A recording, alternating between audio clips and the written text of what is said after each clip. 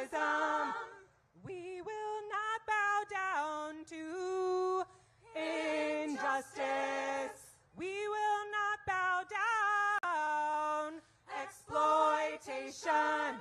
I'm gonna stand. I'm gonna stand. We will not obey, no, no, no. Racism. We will not obey, no. Injustice. We will not obey. Exploitation. I'm gonna stand.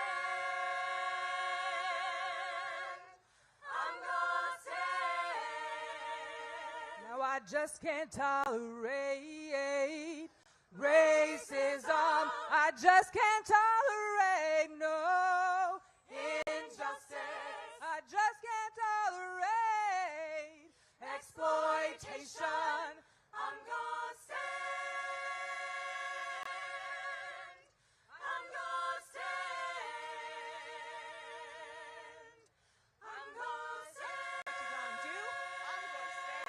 We're gonna stand. I'm gonna stand.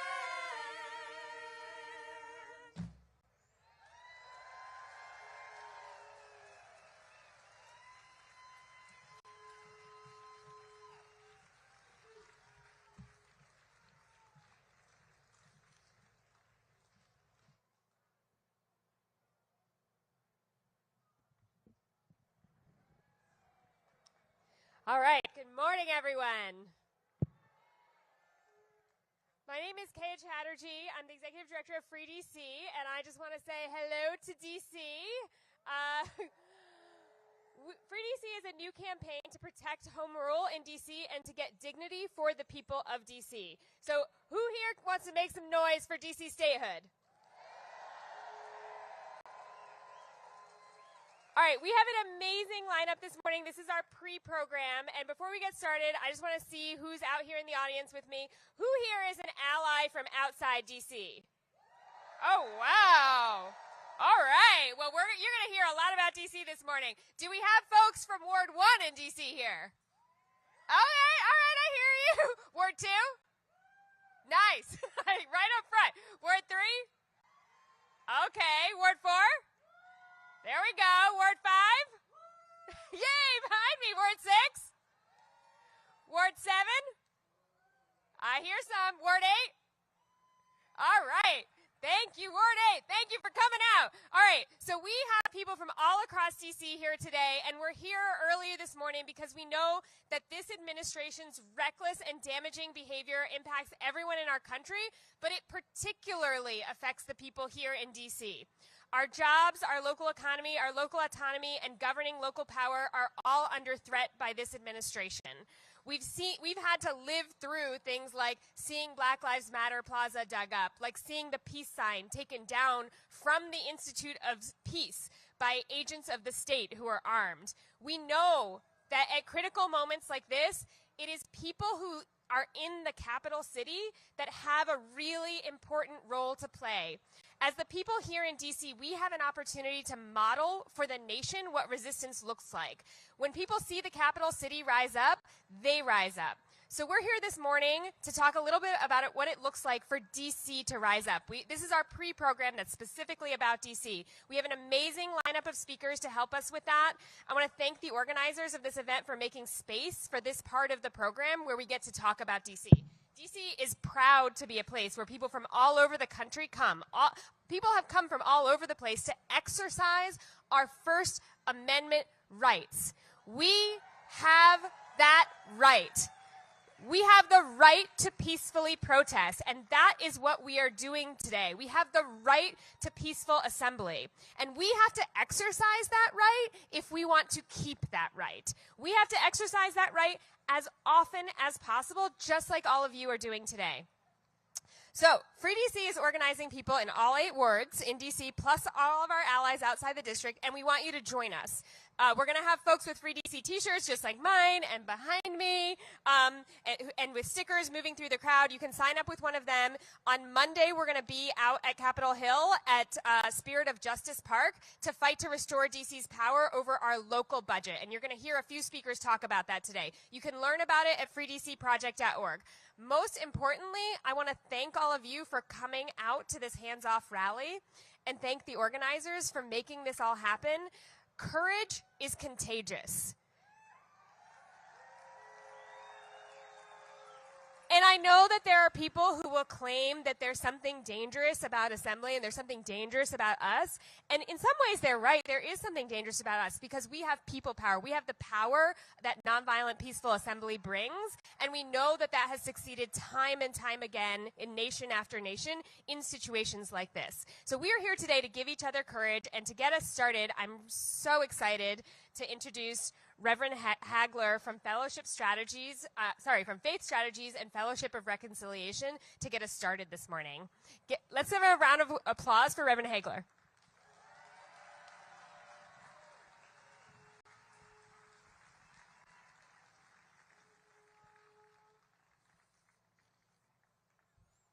Good morning. I have difficulty speaking because I'm a survivor of throat cancer.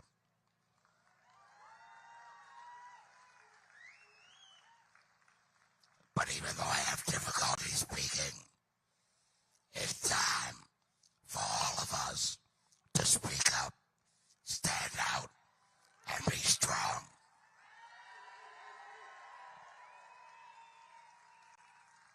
We declare hands off DC, hands off federal workers, hands off Social Security, hands off Medicaid, Medicare, hands off immigrants,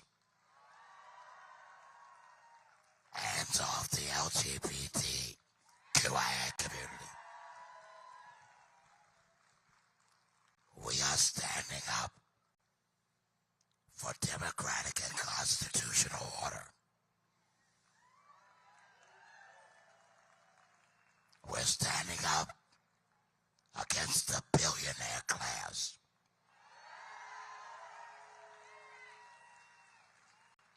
And for working people. For those of you who've come in from other places, welcome to DC.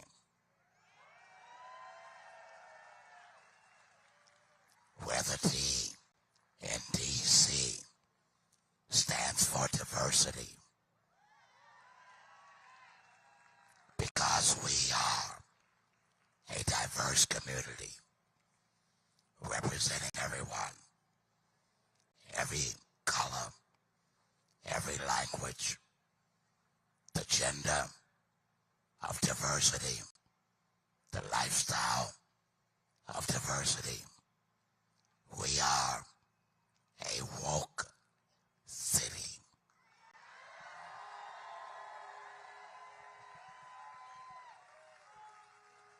Now, don't you find it interesting that when people criticize folks for being woke, the opposite of that is to be asleep? And they want us to be asleep, but they've woken up a sleeping giant.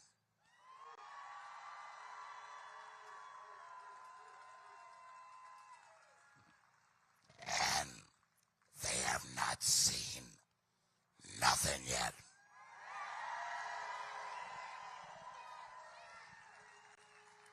We are all over the country. We're standing up by the millions. Our voices are strong. We will not sit down. We will not be quiet. And we will not go away.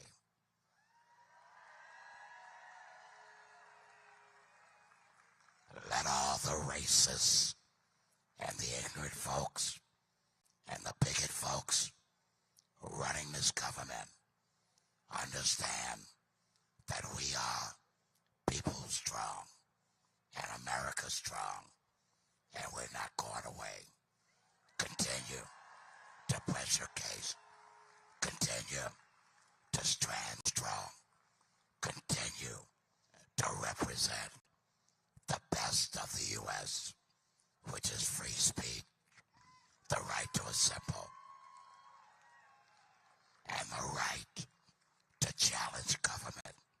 Challenge it, challenge it, and challenge it.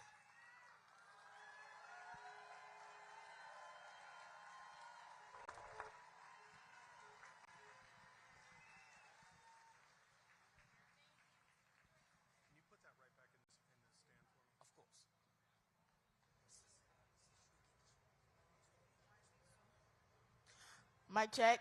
What's up? Check, check, check. Check. Now when Mic I check. say fly, y'all say Zaya. Mic Fly, check. fly. Mic check. Mic check. When I mic say check, mic fly, check. y'all say Zaya. Fly, Mic check. fly. What's up, y'all? My name is Zaya. I'm a 13-year-old MC right here from Washington, D.C. Welcome to all the visitors. This is Washington, D.C. This is my brother, Ahmad. He gonna be my hype man for today. Give it up for Ahmad, y'all. What up, y'all? What up, what up, what up? Okay, so the song I will be doing today is called Dear DC. And when Trump first became president, he ruined everything. But on election night, me and my people were just trying to be peaceful and spread awareness to what was going on. And police started pushing and shoving the crowd. And my little sister and my little sister and my parents got separated away from each other, which caused a lot of chaos, but also pushed me to get out there and make a song, which is called Dear DC, and it's Go-Go, which is the official music of DC. So y'all ready to rock with me?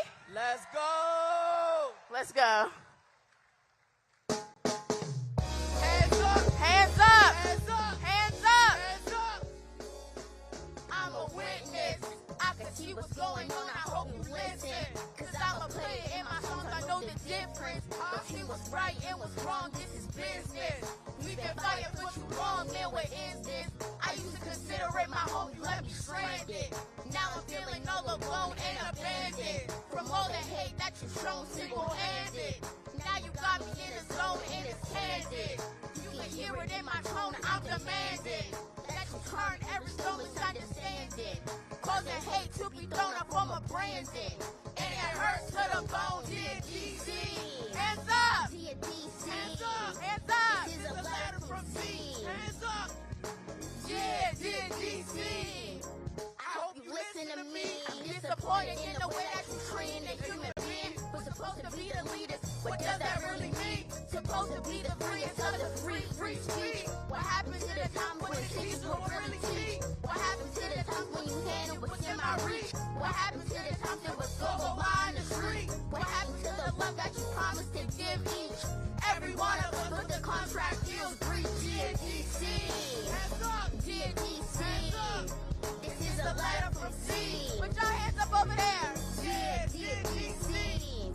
I hope you listen to me. I always try to represent, But the city don't represent me. I try to be the best, but you fail to see what's in me. I try to be a blessed, but the stress is kinda heavy. But through it all, I gotta stay humble and be ready. But my will is strong, I'm soon to be a revolutionary. Never will I fall, fighting for all, I'm legendary. I really thought the people came first, not secondary. All the animosity in the streets, unnecessary.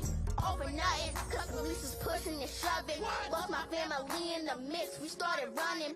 Pulled my little sis to the side and kept coming.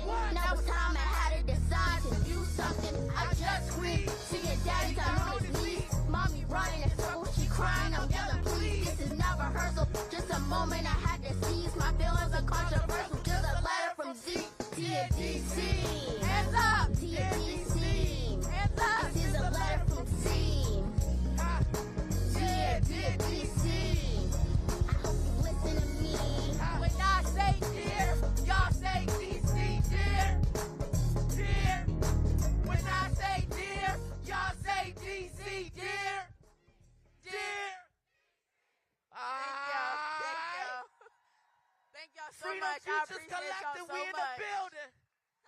appreciate y'all so much. Let's go!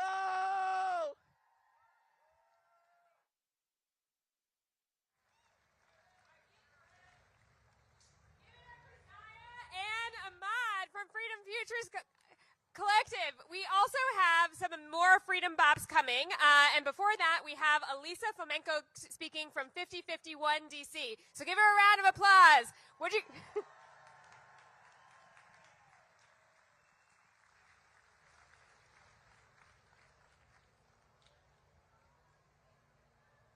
Hello, all. And thank you so much for being here. My name is Alisa, and I'm an organizer with 5051 DC. It's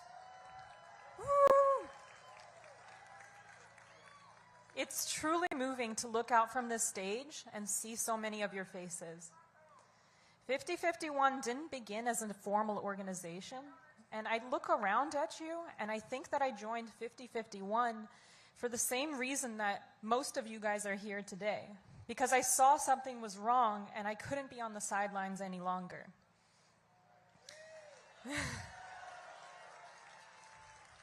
The truth is that 5051 was born of a need in the community to do something. Many of us then, and many of you today, looked around and we weren't part of those activist spaces. We didn't know who to turn to. But we saw a call on the internet to come to a protest, and so it began.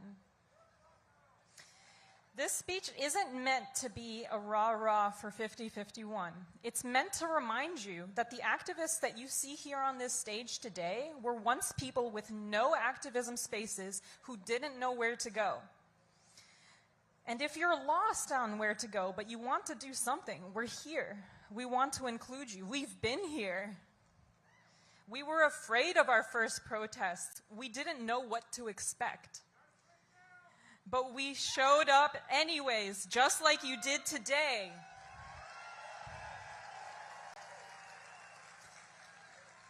Every day that we wake up, we find some new horror that's unleashed upon us. And the epicenter is here. They're working on stripping our funding, making fools of our workers, and even destroying our culture with the Kennedy Center and now the Smithsonian.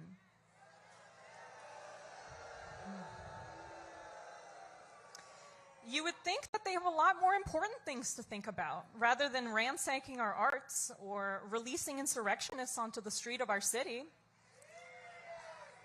You'd think that they wouldn't have time with all the time they're spending harassing federal workers, people with soccer tattoos, and anyone who looks foreign. How many months has it been? It's been 3 months, y'all. 3 months. And how many to go? Too long. 47 months, I've counted. So yes, it's been 3 months, and yes, we have 47 to go, but we're not backing down, because this isn't about just one administration or one policy or one person. This is about preserving our freedoms and our right to protest, to speak out, to live without fear in our communities. It's about descending the soul of the city. Washington, D.C. is not just a political backdrop or a postcard on a bodega rack. It's not just marble buildings and bold headlines. It's home. It's the home of artists and educators, of bus drivers and baristas, of organizers and immigrants and families who have built their lives here for generations. We're not collateral damage for anyone else's oligarchic power play. We are people and we matter. And we start by showing up. We start by speaking to people. Too long we have been in our bubbles, so connect. Find people online or meet them in person, or talk to them about what's important. Start today. Turn to your neighbor and introduce yourself, and reach out to any organization that you're interested in today. Thank you all for your time.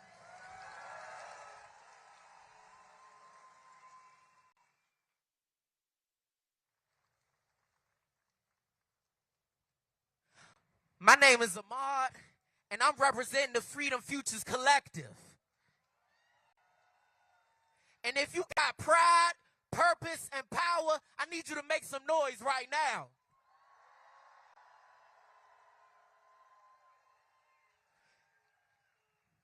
Say pride, purpose, power. Say pride, purpose, power. Say pride, purpose, power. Say pride, purpose, power. That's what we about to do, y'all. That's what we about to do. I need y'all help. When I say we got, I need y'all to say pride, purpose, power. When I say you got, I need you to say pride, purpose, power. When I say I got, I need you to say pride, purpose, power. We got. You got. I got. Let's go, DJ. Black Swan. I have purpose. I have Hey, this is the remix right here. Say what? What you mean? Bounce. The purpose. The power. Hey. Hey. We got. You got. I got. Hey. It's the Trinity and the recipe. It's the clarity. It's the 3 P's. What's reality in the society? When you don't have those 3 things, they say money, power, and respect. Okay. It's what you need in this life. But I got pride, purpose, and power. And your boy doing just fine.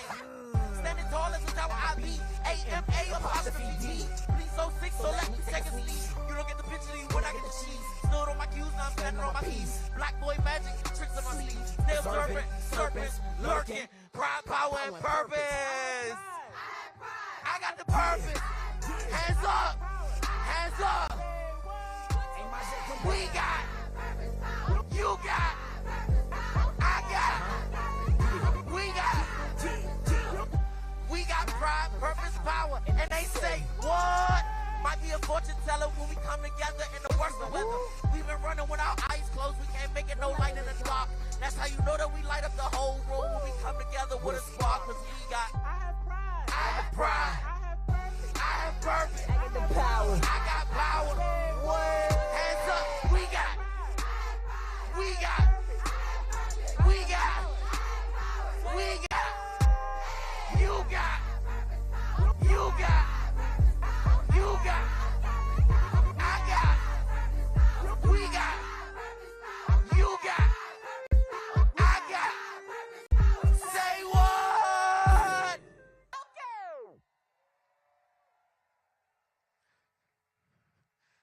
Never leave my brothers, never leave my brothers.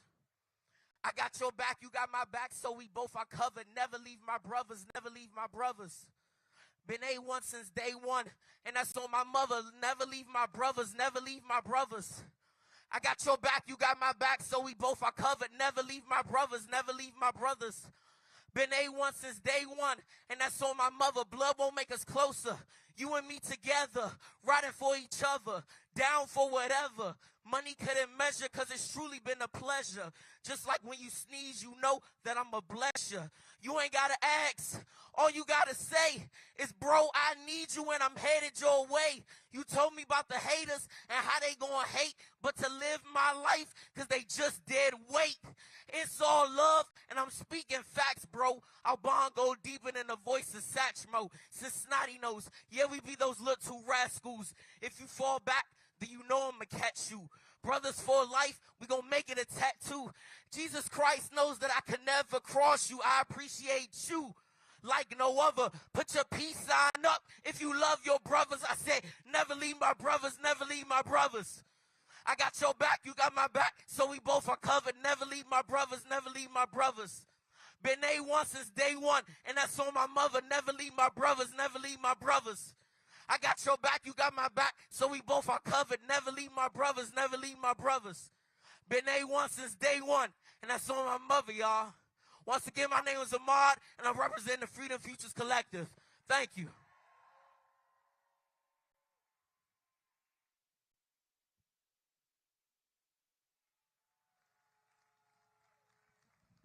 All right, give it up for Ahmad again.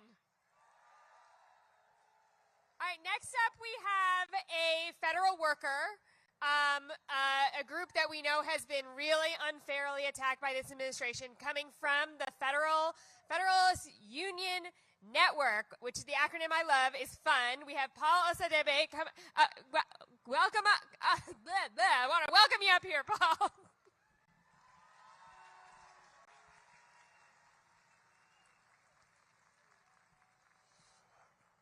Good morning, everyone. I'm Paul Acadebe. I'm a steward with AFGE Local 476 at HUD, and I'm also an organizer with the Federal Unionist Network. And I'm here to tell you that my work for the American people is under attack, which means that you are under attack. Almost all Americans can agree that the work that I do on a daily basis is crucial for a safe and equal and just society. I enforce the civil rights laws that make sure that people aren't discriminated against for having a disability, or for having a family, or for the color of their skin. And I'm just one of millions of public servants that provide justice, equality, and safety through my service. But holding powerful and destructive people accountable like that is not the type of work that people like Elon Musk and Peter Thiel value. They don't value the work that federal employees do to create a baseline of economic security and power for working people. Billionaires and oligarchs don't value anything other than profit and power. And they sure as hell don't value you or your life or your community. And we're seeing that they don't care who they have to destroy or who they have to hurt to get what they want. And what really pisses them off about federal workers is that we and the services we provide keep people from being entirely at their mercy. And they hate that. And it's never been about efficiency. That's why they want to privatize and destroy the services that protect the American people. That's why they want to fire us. That's why just last week they tried to strip us of the right to protect ourselves and you by canceling our collective bargaining agreements. Boo is right. They're union busters. That's what they are. But there's one crucial thing they always forget. The people have the power. You have the power. Working people in this country do all the work, and they can't do a damn thing without us. And they can't do anything to us when we unite, when we stand together in true solidarity for immigrants, for students, for LGBT people, for veterans, for people of color, for children, and for working people everywhere. They cannot stand in our way.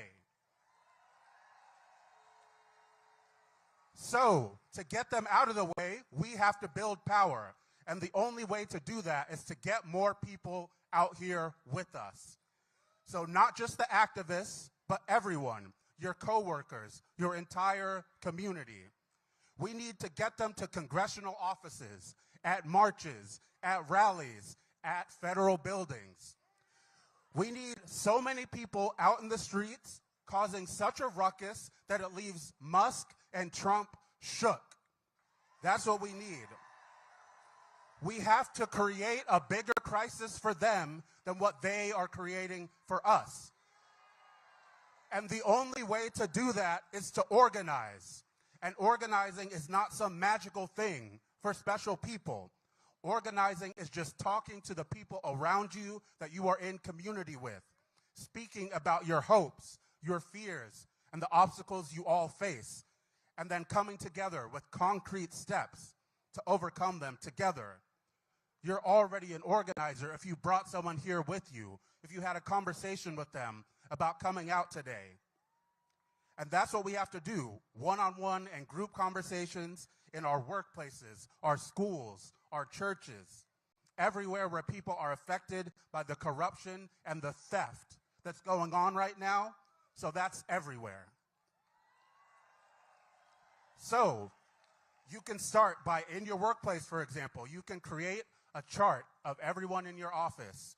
You identify who's already a leader, who's respected, who people listen to in that situation, and you make sure that they're on side. And then you go person by person, and you listen, you talk to them, and you come up with concrete steps to build collective power. Then you can take those steps to build coalitions through your unions, your church groups, your community groups, everyone. And that's exactly what the Federal Unionist Network is doing across the federal government. We're training people on how to have those one-on-one organizing conversations. We're connecting federal workers across agencies, regions, and unions to build the type of power that we need to defeat this billionaire coup. And it's not just about defeating them, it's about building the type of government and society that works for all Americans. So, I'll leave you with this. If you are a federal worker that's tired of being attacked and you're ready to get organized and fight back, you can join us at savepublicservices.com. And if you're anyone else in this crowd or watching at home, you can still join us there, and you can organize by showing up for us and letting those in power know that you are willing to fight to protect your services and the people that provide them to you. And if we all fight together like that, we will win.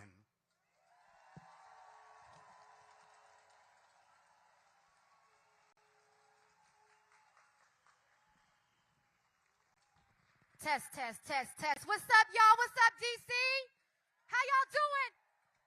I want you to take your phones out real quick. Let me see your phones in the air. Put your phones up. Put your phones up. I want you to follow us at Freedom Futures Collective. We are a creative arts incubator out of DC, working with young artists across DC and beyond. Make sure you follow us. Give it up for DC artists, y'all. Let's go. Let's go. I'm going to teach y'all a few chants. Y'all ready? Y'all ready? Y'all ready? Because we want Elon and Trump to take their hands off our shit. Ain't that right? Yeah. Repeat after me. Say, all the people in the streets. All the people in the streets. Want Elon and Trump to leave. Want Elon and Trump to leave. All the people in the streets. All the people in the streets. Want Elon and Trump to leave. Want Elon and Trump to leave. All the people in the streets. All the people in the streets. We want Elon and Trump to leave. We want Elon and Trump to leave. All the people in the streets. All the people in the streets. We want Elon and Trump to leave. We want Elon and Trump to leave. Say hands off. Hands off. Our democracy. Democracy. Hands off. Hands off. Our democracy. Democracy. Hands off. Hands off. Queer families. Your families. Hands off. Hands off. Immigration rights. Hey. Hands off. Hands Our off. democracy. Democracy. Hands off. Hands Our off. democracy. Our democracy. Hands off. Hands off. Our jobs and schools. Jobs to school. Hands off. Hands Our off. democracy. Our democracy.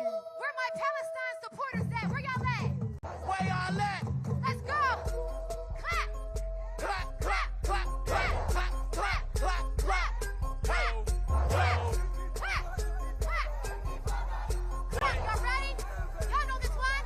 Say, free, free Palestine. Free, free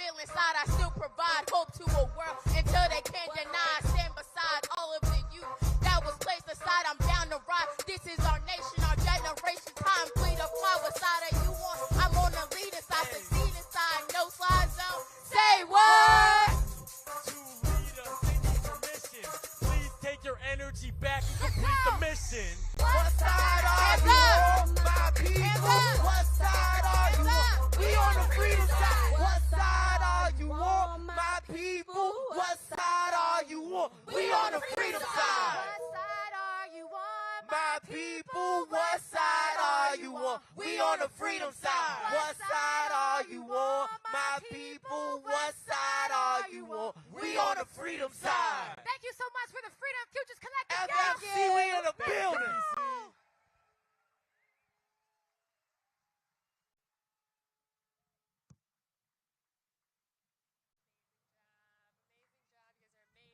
Give it up for the Freedom Futures Collective and the Freedom Bops. That's amazing. Next up, we have one of our elected officials here in D.C., who's our shadow House representative. We have those in D.C. because we do not have the kind of rights that we need, and that's what we're here to hear about today. So thank you for being a part of this pre-program, and I can see our other shadow rep out there in the audience. Nice to see you. Next up, we have Oye Owalewa to speak to us about D.C. statehood. Give it up for Oye. What's up, DC? Give it up for the past performances. Now, I'm so glad to be here to kick off the National Hands Off movement. Now, people come from around the world to see the monuments, the White House, Congress, but they leave seeing you guys. This is the real DC. Give it up for yourselves.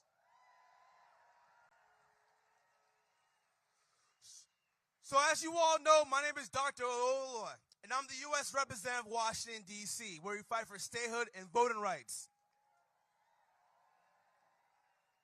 Well, I want to give a shout out to you guys, the millions who come to enjoy D.C., the millions who come to work in D.C., the 700,000 who call D.C. home.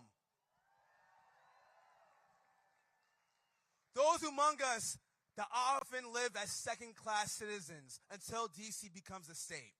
We pay taxes without representation. But statehood is not just representation. It's our way of life.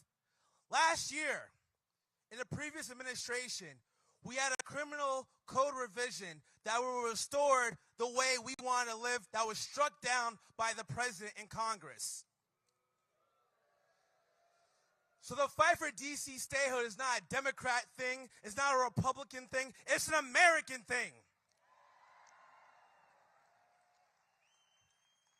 But today, we are living in a much more stark reality. We got federal workers being laid off. We have council members and a mayor who are bullied into silence. We have a budget that's being underfunded. We cannot spend our own money. So we need people like you in D.C. and outside of D.C. to stand up for us. Now, we know what the president was going to do. He created Project 2025.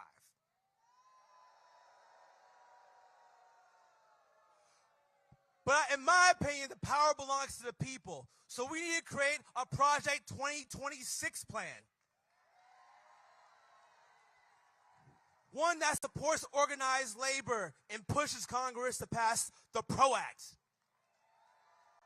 One that fights for the LGBTQ plus community and pushes Congress to pass the Equality Act. One that restores life to D.C. residents and pass the D.C. Statehood Emissions Act. One that allows everybody in this audience to come to Capitol Hill on Monday and push Congress to restore our budget. Because the power is with us. This is not just about yelling and screaming, this is about action. Because as Black Lives Matter was removed from D.C., we have to be reminded that the government didn't create Black Lives Matter, we created Black Lives Matter. That the government didn't say it's a right for a woman to choose her right for reproductive rights. It was us that pushed the government to do so. It's not going to be federal workers that's going to be at the whims of Elon Musk. We're going to employ federal workers. That's who we are. That's what DC is. If the rest of my colleagues are too afraid to speak up against Trump, we will do it. We are the representatives of DC. If my job has to be dismantled, if I'm no longer elected, it's okay because you guys have my back. If I'm not DC's representative tomorrow, it's okay because one of you guys in this audience will be. Antoine, you may be. So please don't just join me today. Join us on Monday to fight for our budget. Join us the day after to fight for DC statehood. To join us the day after that to create the America of tomorrow. Because the next 10 to 15 to 20 years is going to be decided by the actions of us today. So I'm honored to kick off our hands-off national protest here in the District of Columbia, because the District of Columbia is not the White House. It's not Congress. It is you guys. The 700,000 Americans that call DC home. The millions that come to work and play here. So God bless you all. God bless America. And God bless the soon-to-be 51st state, Washington, D.C. Thank you all.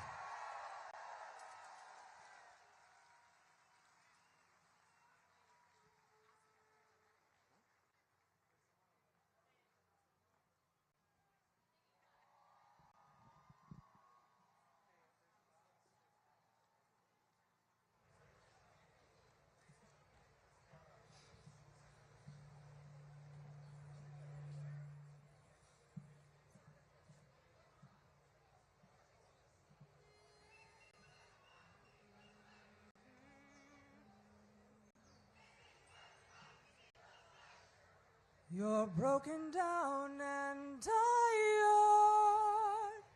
of living life on a merry-go-round, and you can't find that fighter, but I see it in you, so we gon' walk it out and move mountains. We gon' walk it out and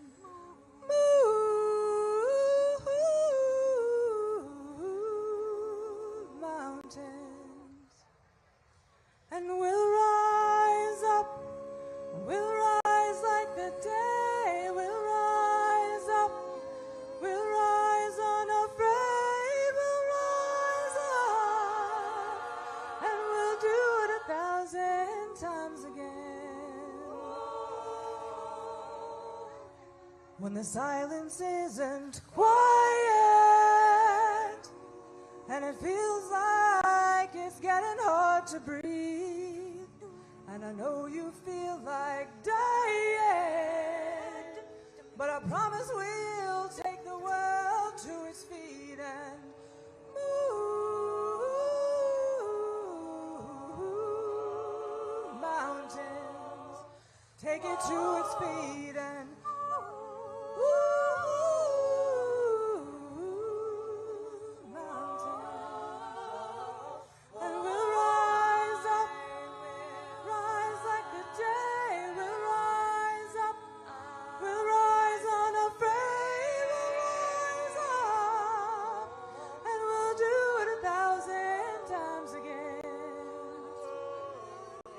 for you.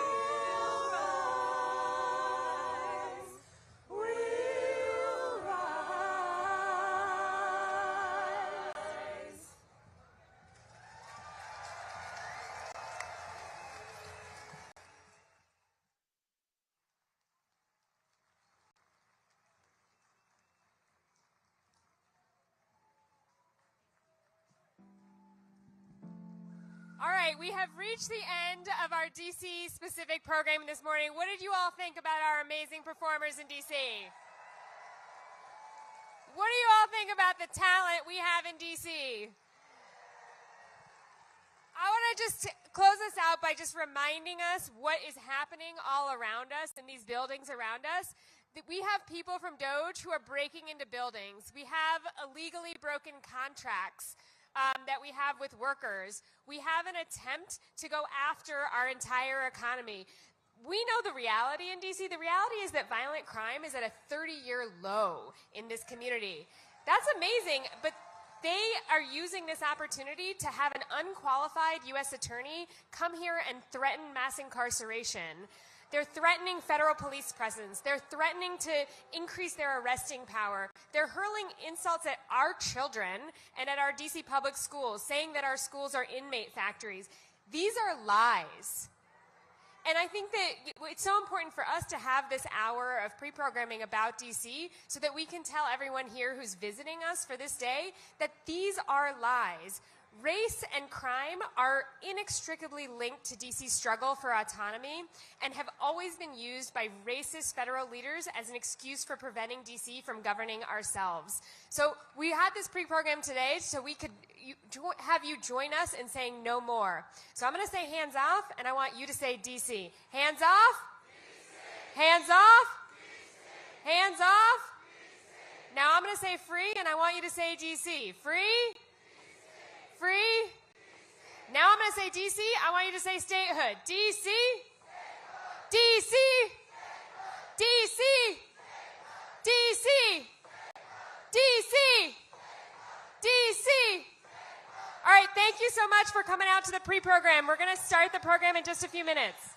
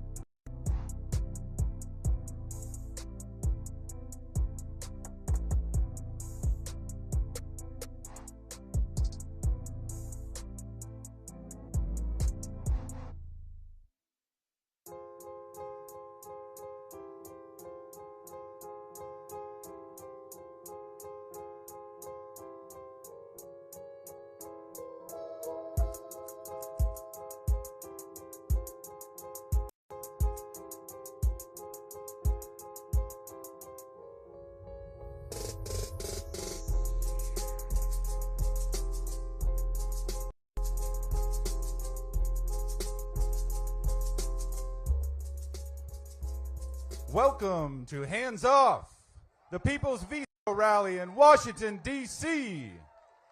Please welcome Denise Bright Dove Ashton Dunkley.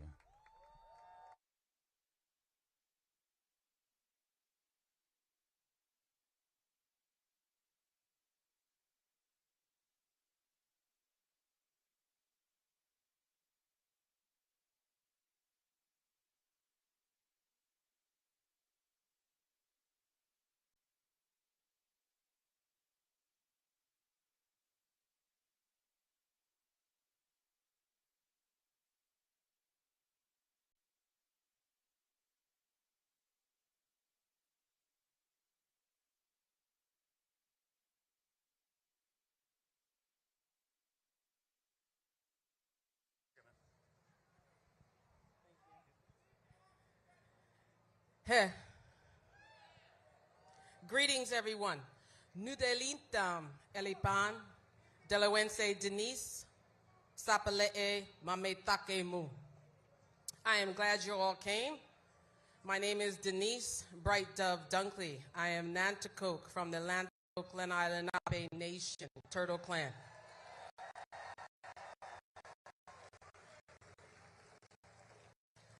When I describe and envision my ancestral homelands without colonial borders, I say that I am from the southernmost tidewaters of Lenapehoking, the land of Lenape. And that land spreads throughout most of Delaware, parts of Pennsylvania and Maryland, and all of New Jersey, and into New York. We are gathered today within the ancestral homelands of my relatives, the Piscataway people. I am humbled to speak here, and I acknowledge the responsibility of kinship.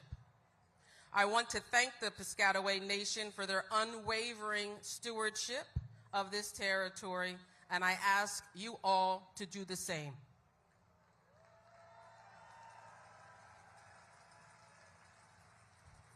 Indigenous people have occupied, governed, traded, thrived, and endured within our original territory since time immemorial. It is our inherent sovereign right to continue to do so. But acknowledging our existence is only one step.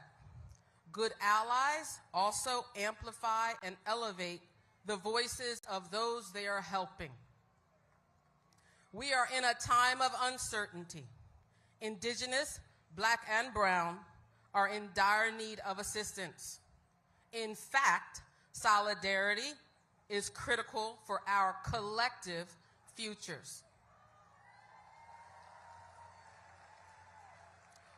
We all know too well what happens to the land happens to the people. As we struggle to fight for life and beauty in this world and for the earth itself, each of us must decide where our moral compass leads us. Will you remember the Piscataway Nation when you leave here today?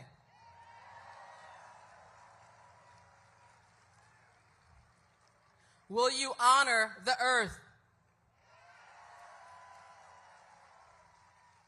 Will you think about the people whose lands you stand on? Will you stand up for your neighbor? Will you be a good relative and think about the responsibilities of kinship?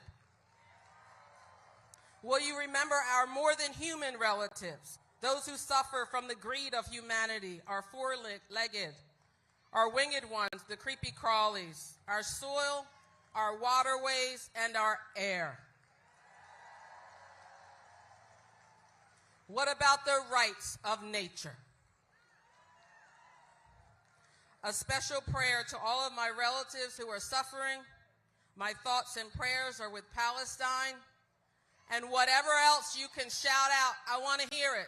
Who needs our help?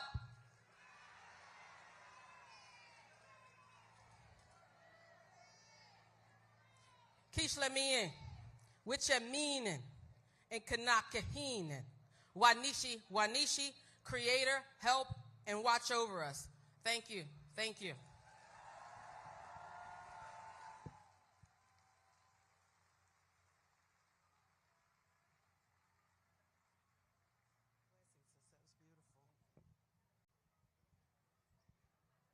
Good afternoon. I'm Yara Allen, and I'm out here because I want you to lift your voices as high as you can lift them. And we're going to bring back an old song to invite the ancestors who did this before us. Are we ready? I need you to clap along if you can. Ain't gonna let nobody turn me around, turn me around. Ain't gonna let nobody. I'm gonna keep on walking, keep on talking, marching up the freedom way. Ain't gonna let nobody. No, no, no, no. Ain't gonna let nobody. I'm gonna. That's it.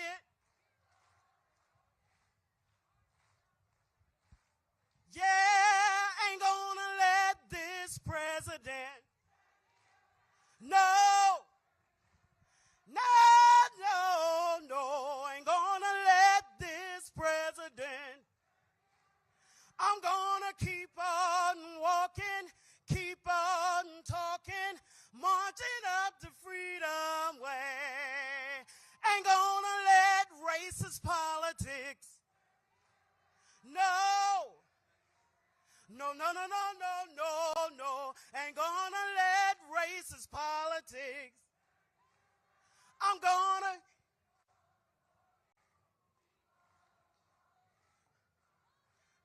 That's it. One more time. Yeah, ain't gonna let nobody.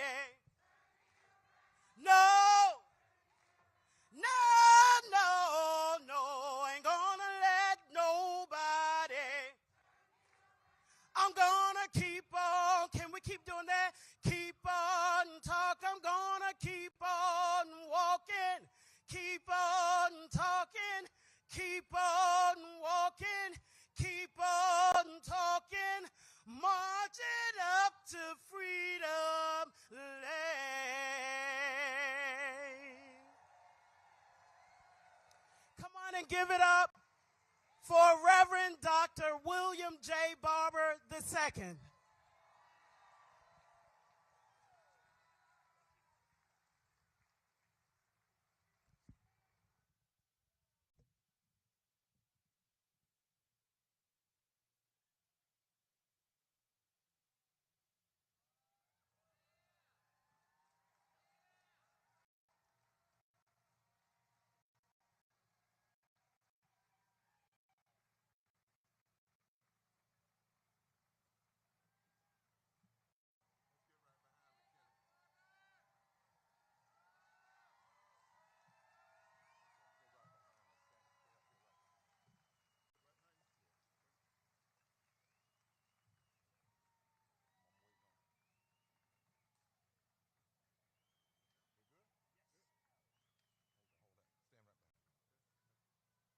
Forward together. Not one step back.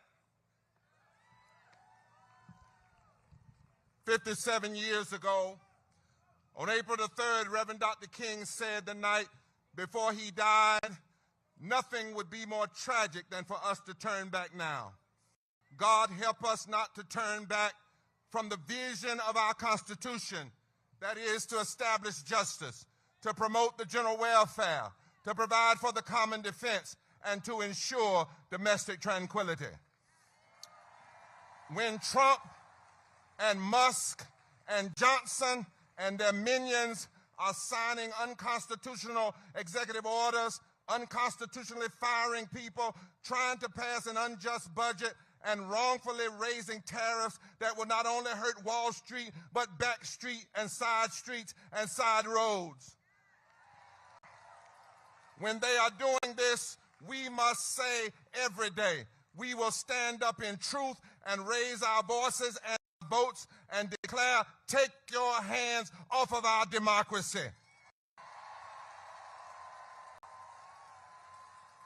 Their foolish budget plans could remove 36 million people from health care and millions poor and low-wage children from school lunch and refuse to raise the living wage for 14 million low-wage working American people from $7.25 to $17 an hour. We must pray for God to give us the courage to stand and say, take your hands off Medicaid.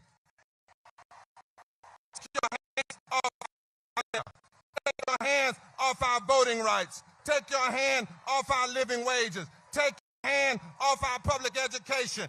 Take your hands off of our lives.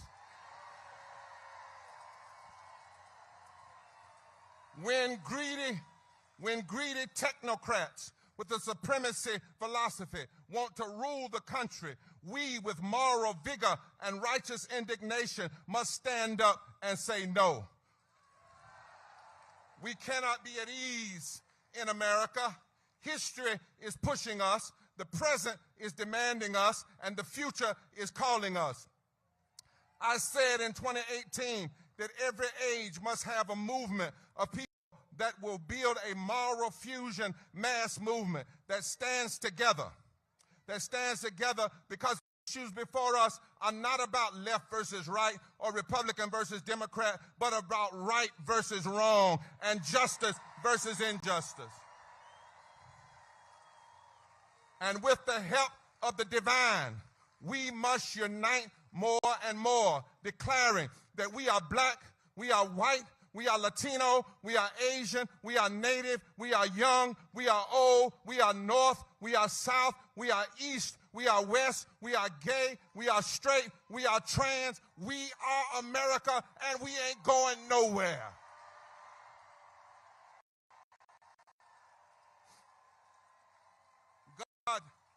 God give us the strength. We will not allow a budget that goes after the policies that lift the poor and low-wage workers of this nation. We will not accept the attacks on federal workers. We will not accept them, not now, not ever. And we will prayerfully, with no equivocation, no capitulation, no weakness, declare with all that is holy and divine, we must not bow. We must reclaim our government. We must pledge ourselves to the work of the third reconstruction of America. We must lift every voice and sing together. We must lead with love and repent of the apathy that has too often slipped in. We cannot bow. Finally, they are afraid of you. Trump and Musk, who want to be dictators and want to be kings and lords, they are afraid of the power of love and truth and justice. They are afraid of your unity and your diversity. Well, let's keep them afraid until they change. My friends, this is way bigger than just a party issue. This is an outright battle for civilization. And the they all have your power to come together. And they are betting that we will be afraid of them. But this is the time that we must increase, intensify, and embolden our agitation for what is right. We must declare that the only way a wannabe king can be king is if we bow, but bowing down is not an option. Our needs aren't made for bowing. We are not going to bow to power-drunk, neo-fascist extremists. We only bow to God. And so we must stand tall. When they attack everyday people with mean, hurtful policies, we must stand tall and say, take your hands off of our lives. So stand up to the technocrats. To stand tall. To stand tall. It's for the people to stand tall. We must mobilize our righteous bodies and our voices and our hearts by the millions.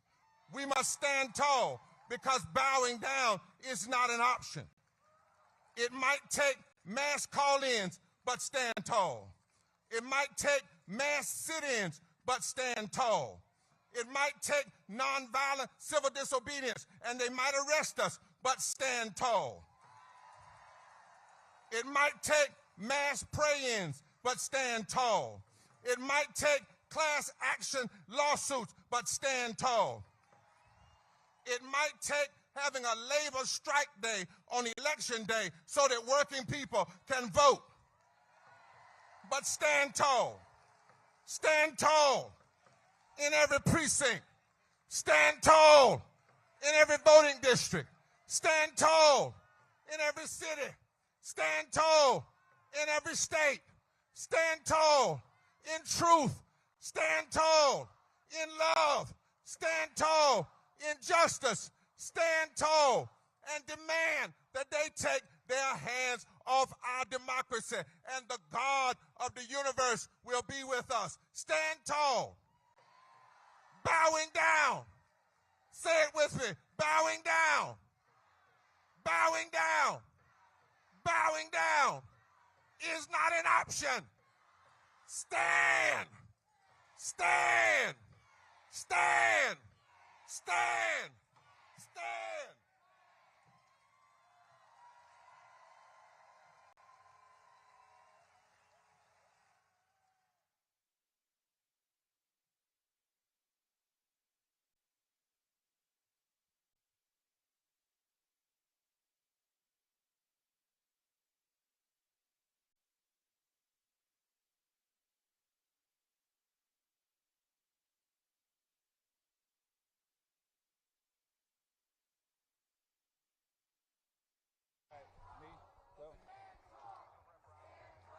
Washington, D.C., please welcome Congressman Jamie Raskin.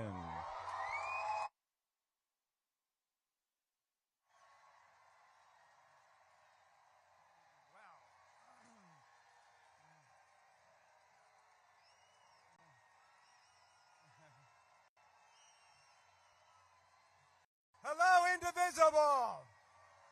Hello, America. Anybody here from Maryland, the Free State? The birthplace of Frederick Douglass. The proud home of people who work at USAID and FDA and NOAA, the National Weather Service, and the National Institutes for Health, the NIH. The crown jewel of bioscience, where despite all the purges and all the firings, they're working every day to cure cystic fibrosis, multiple sclerosis, breast cancer, and that most deadly disease of our time, malignant narcissistic personality disorder. Let the scientists do their jobs. They might even find a cure for that baffling worm and brain disease. The great thing about science is it's true whether or not the Secretary of Health and Human Services believes in it. Let's all say with Maryland, hands off science. Anybody here from Virginia? The birthplace of James Madison, who wrote us the First Amendment.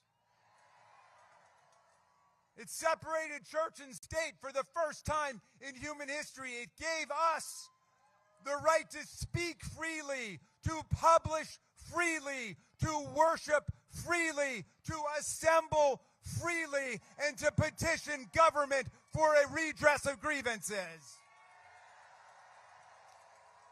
As Dr. King said, we've got the right to protest for what is right without being arrested, deported, or fired.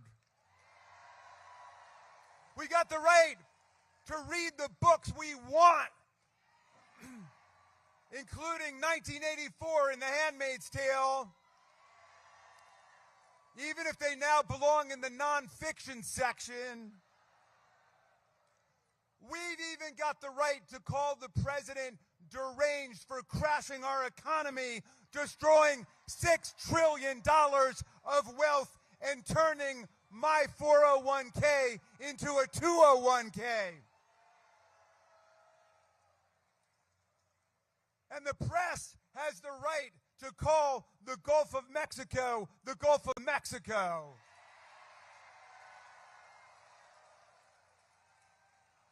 Madison's Constitution gave us the two most beautiful words in the English language: due process. Let's stand with Madison and Virginia and the people and Thomas Jefferson and all the people of the Commonwealth of Virginia, and let's say, hands off the Bill of Rights.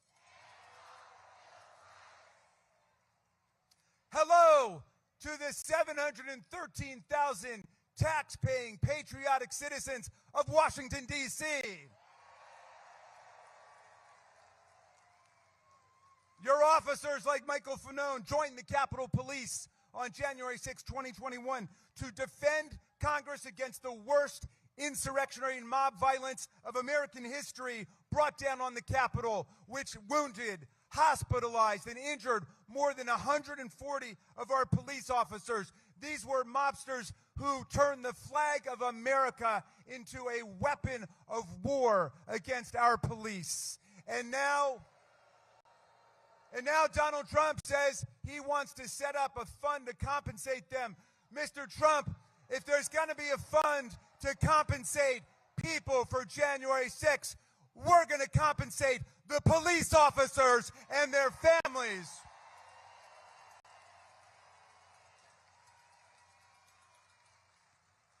We're going to back the men and women of the blue, not the planners of the coup.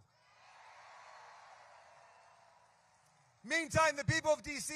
have a valid, bona fide political grievance, not an imaginary one. They've not stormed the Capitol or tried to overturn an election or hang the vice president. They petitioned for statehood like 37 states before them.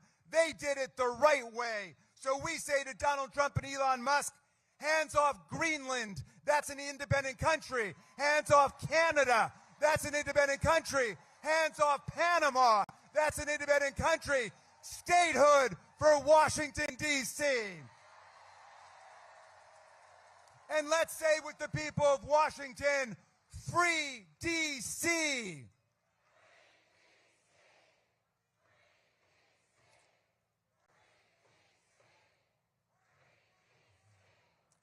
I want to say a special hello to people across America, but especially the people of Wisconsin.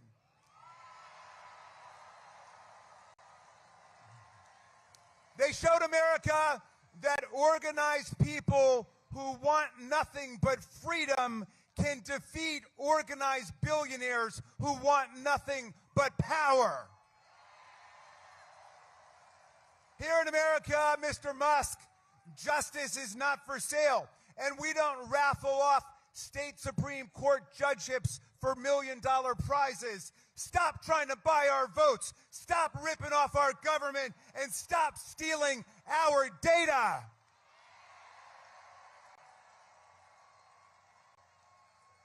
My friends, we're in the fight of our lives, but I want to tell you this. We are winning now. We are winning every day. We are winning in court, where 39 judges appointed by 5 Republican and Democratic presidents have issued 56 preliminary injunctions and TROs against this lawlessness.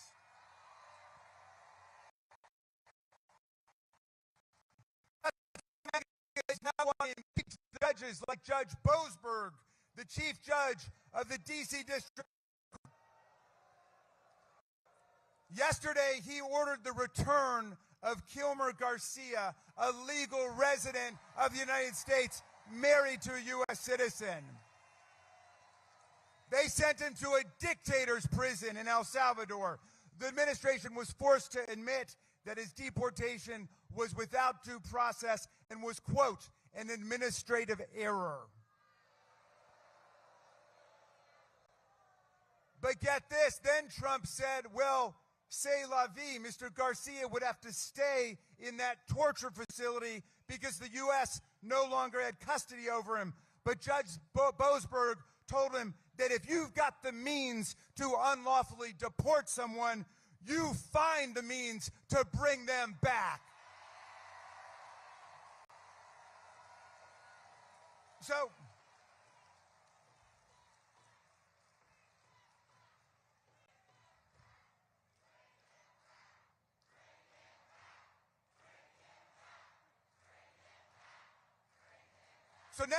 So now they're calling Judge Boasberg a radical left rogue judge.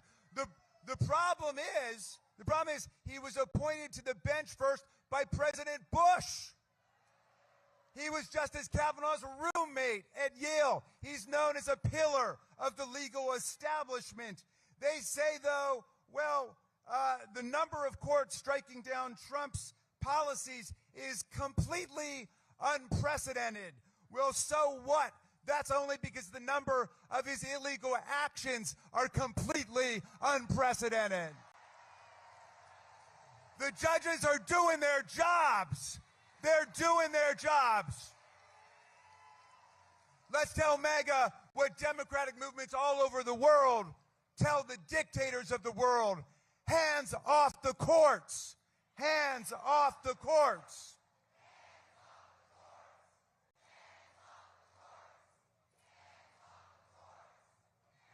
But, you know, Trump's even trying to ban law firms and lawyers who represent Democrats from federal buildings and federal employment and to revoke their security clearances. Wait, he's shaken down law firms for hundreds of millions of dollars in pro bono work for his pro-Malum causes. Some firms have buckled under these threats, but hundreds of firms led by Wilmer Hale and Jenner and Block and thousands of lawyers led by Rachel Cohen are standing strong for the rule of law. And the courts are rejecting these attacks on the right to counsel and free speech. We're winning in the states. We're winning in the counties. We're winning in the cities and towns. We're winning in the churches, and not just with the great Reverend Barber. We're winning across the country.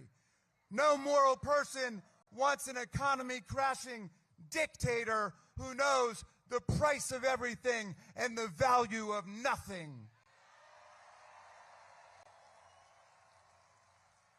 We're winning in the universities, which know the difference between transgender mice and transgenic mice.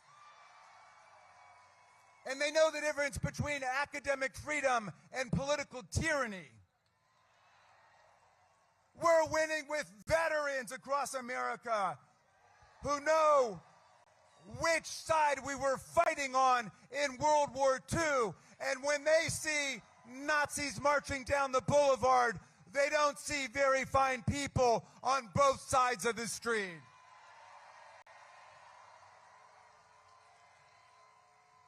We're winning with people in the armed services who know that Donald Trump is turning our best friends in the world, like Germany and the UK and France and Canada and Mexico, into enemies by the way he's treating them. And he's turning the enemies of American democracy, like Vladimir Putin and Viktor Orban and Xi and Erdogan, into their bosom buddies. We're starting to win with the business community, which knows there's no prosperity with stupid trade wars against the whole world. There's no prosperity with stock market collapse and mass unemployment. There's no future with presidents who have the politics of Mussolini and the economics of Herbert Hoover.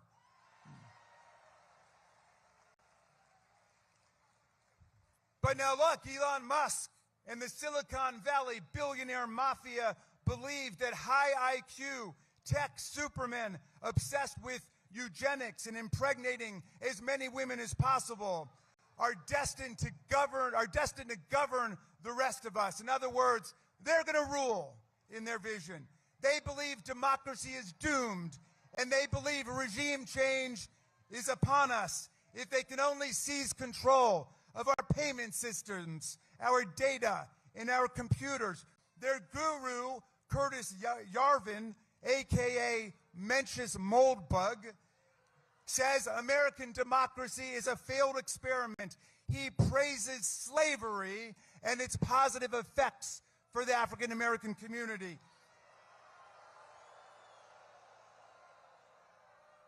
He told the New York Times that the American people have to get over our irrational fear of dictatorship.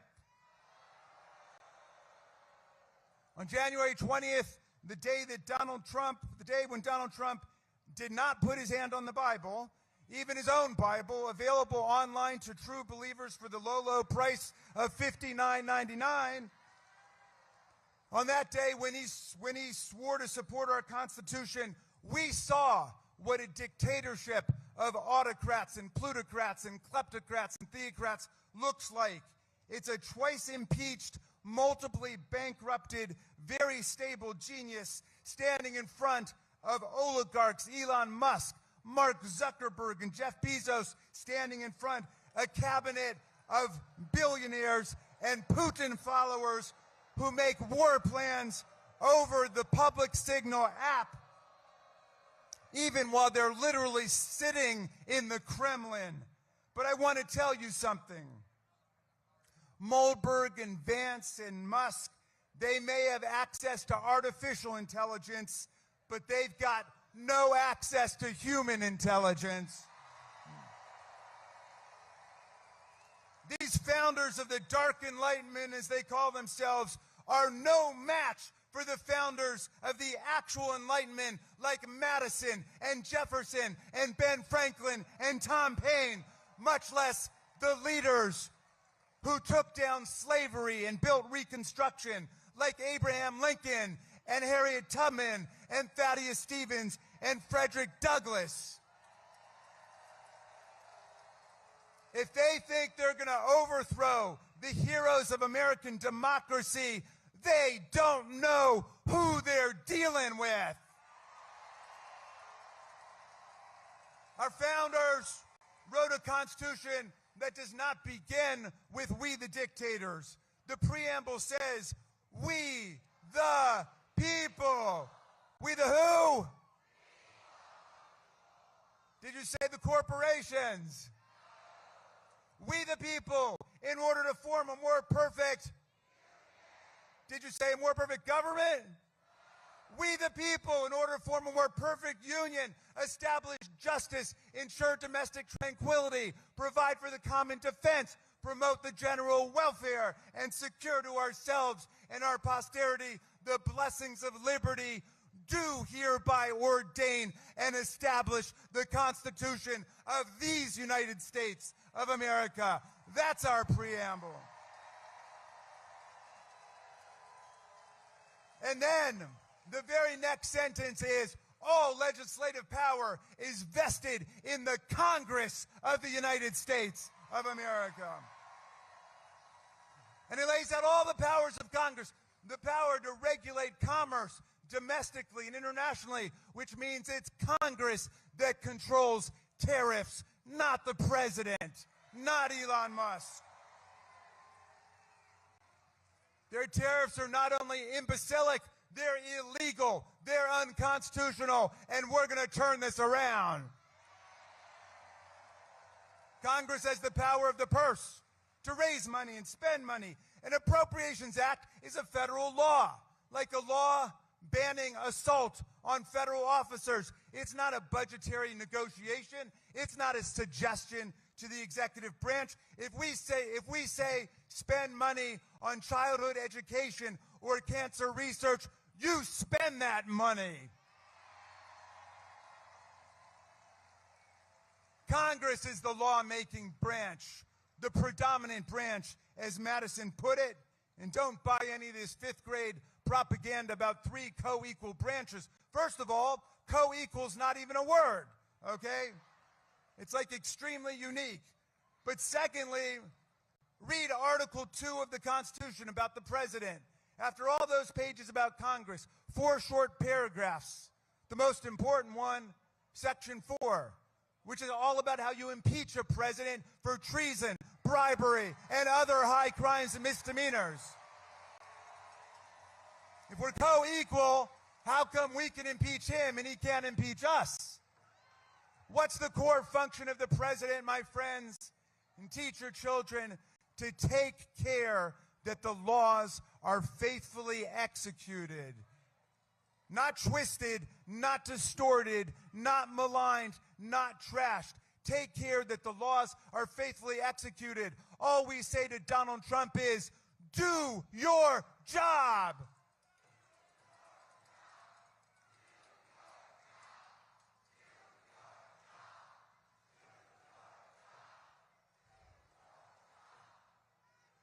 And when he doesn't, that's what Article 3 is all about. All about. Marbury versus Madison says it's emphatically the province and the duty of the judicial department to say what the law is. That's what judicial review is. But that's a short-term solution, my friends. The real backstop to this authoritarianism is, it has always been, and it always will be, the people. Even with all their gerrymandering and all their voter suppression, even with all their billions in dark money, the people must, the people will organize to defeat them and take back the Congress next year. We'll be heard in the town halls, in the union halls, in the church halls, in the state capitals and in the capital city, online and inline, at the post office, which we're going to save, at social events, and at the Social Security offices that they're trying to close down. And if anybody was slow to wake up to this authoritarian takeover, nobody's sleeping now, and nothing is going to stop the forces of democracy and freedom in America. No oligarch, no proligarch, no autocrat, no theocrat, no kleptocrat, no monarch from Moscow or Mar-a-Lago is going to turn us around. Fascism will not be the end of human history. Human history will be the end of fascism.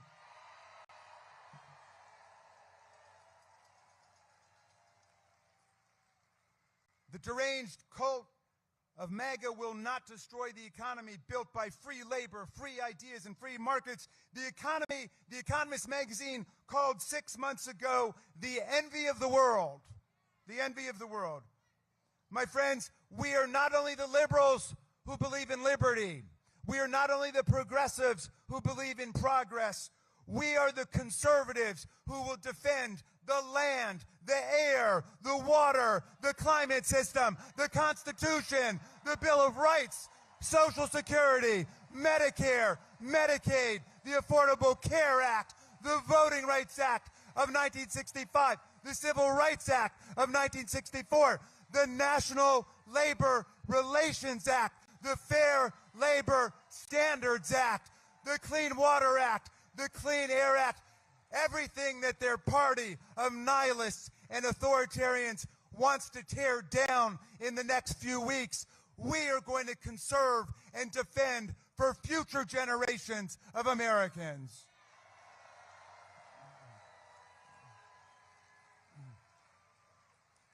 We invite all Americans to join us, to join the party of democracy and freedom and solidarity. An injury to one is an injury to all. A victory for any one of us is a victory for all. And I leave you with the words of two great democracy patriots. Hold them close to your heart. One, the great Frederick Douglass, born a half an hour away at the Wye River Plantation into slavery. He escaped from slavery to become our great freedom fighter during the Civil War and Reconstruction. And Douglass said, if there's no struggle, there's no progress. And the struggle may be physical, it may be moral and physical, but there must be struggle. Power concedes nothing without a demand. It never has, and it never will. A message to you from Frederick Douglass and the people of Maryland. And my friends, I leave you finally with the words of the great Tom Paine, who my son Tommy was named after. And Tom Paine got here in 1774, 2 years before the Revolution. He fell in love with the promise of our land. He said, if these people live up to their promise and their ideals, the land will become an asylum to humanity, he said. not an insane asylum, mind you. A place of refuge for people seeking freedom from political and religious discrimination from all over the world.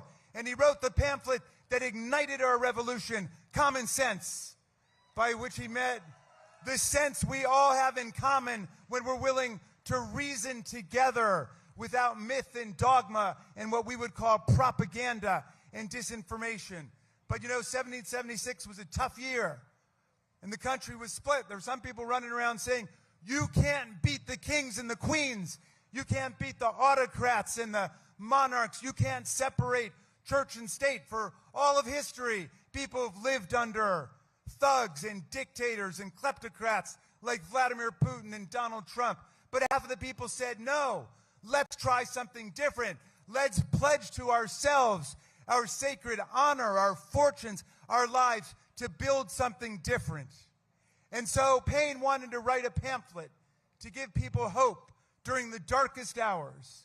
And he wrote this beautiful pamphlet called The American Crisis. I just want to quote a little passage to you. I'm going to update the language so it doesn't offend modern sensibilities. And Nancy Pelosi told me I had to do that. And she said it wouldn't offend Tom Paine because he was a feminist, and that he was. He was fighting for women's voting rights in the 18th century. But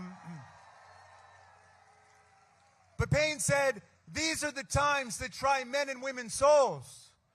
The summer soldier and the sunshine patriot will shrink at this moment from the service of their cause and their country. But everyone that stands with us now will win the love and the favor and affection of every man and every woman for all time. Tyranny, like hell, is not easily conquered, but we have this saving consolation. The more difficult the struggle, the more glorious in the end will be our victory. Let's make that victory ours. Thank you, Indivisible. Thank you, America.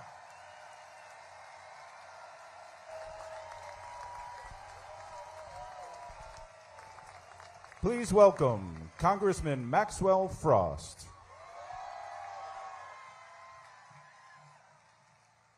Hello, how's everybody doing? This is about the fight for everything and everyone. When I say everything, say everyone. Everything. Everything. Everything. It is so damn good to see this crowd. Yo, we all know that we're living in some dark times. We see the foundations of our society, Social Security, Medicare, Medicaid, the very safety nets that people have fought for generations to ensure that our country lives up to its promise, are being targeted by the billionaires and the oligarchs and the corporations.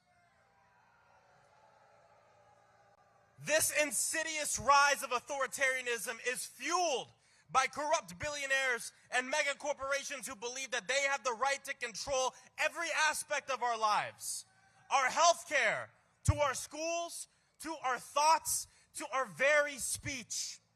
Under the false banner of patriotism and freedom and a false banner of patriotism. They would have us believe that if we gave them all the control, everything would be great. But breaking news, they've had the control, and look at where we're at right now. Massive wealth inequality in this country, where most of our people live paycheck to paycheck. And it isn't a new problem for generations. The billionaires and oligarchs have kept all this wealth and left us with the crumbs. But we say no more. In this moment, we all have a choice to make. As elected officials, we can't live in the world of what we can't do, but we have to live in the world of what we can and must do. I'll tell you, I had some friends come up to me and say, Maxwell, you should think about running for Congress. 4 years ago, I said, hell no, you're crazy. The crazy thing is I didn't have all the power at the time. I didn't have all the money. I experienced homelessness during my campaign, and as many of you know, even after I was elected, I couldn't find a place to live in D.C. because the housing costs were too high. But the crazier thing is, we won. We didn't have all the power. When we woke up and saw, it was Twitter at this time, when we woke up and saw on Twitter that a black man, George Floyd, had been lynched in broad daylight. We didn't have all the power, but we still took to the streets to say that Black Lives Matter.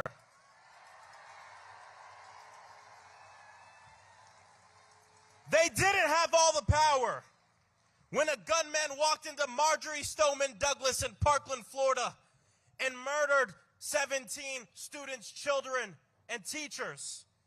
But the students rose up, demanded that we end gun violence, and the world didn't just watch, the world marched to end gun violence. I say this because a lot of times when you don't have all the power that you want, you use all the power that you got. And that's what we have to do in this moment. We need to use everything in our toolbox. We can't afford to brush aside any part of our movement. We need mutual aid. We need protest. We need direct action. We need a legislative strategy. We need to be in the courts litigating, because I promise you, our opposition are not leaving any tools in their toolbox. They're using everything they have. And it's insane because there is such international solidarity in the right-wing fascist movement. January 6th here, January 8th in Brazil, funded by a lot of the same people and organized by a lot of the same people. But here's the thing, their movement is run by fear, trying to push us against one another. They would have our people believe that the reasons we can't afford rent, the reason we can't afford health care, the reason we can't afford groceries is because of other people in our own communities. Yes, we know that this system is rigged and the status quo doesn't work for Americans, but it's not rigged against the billionaires, it's rigged for the billionaires and for the corporations. They are the ones hoarding so much wealth, we can't even imagine what it is. They're the ones cutting essential programs that help working families while giving themselves massive tax breaks that benefits nobody but themselves. They tell us that immigrants are stealing our jobs, but they're the ones shipping jobs overseas and hiring corporate lawyers to go and union bust.